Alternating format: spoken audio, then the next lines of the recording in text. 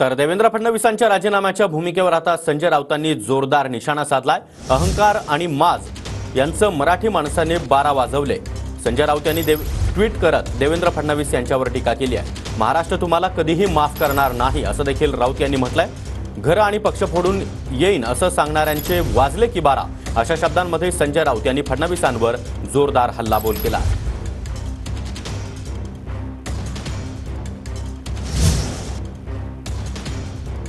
तर राऊतांनी नेमकं काय ट्विट केलंय आपण पाहतो आहोत। मी पुन्हा येईन लोकांची घरं आणि पक्ष फोडून येईन असं गळा फोडून सांगणारे आता मला जाऊ दे ना घरी वाजले की 12 अशी रेकॉर्ड लावत आहे।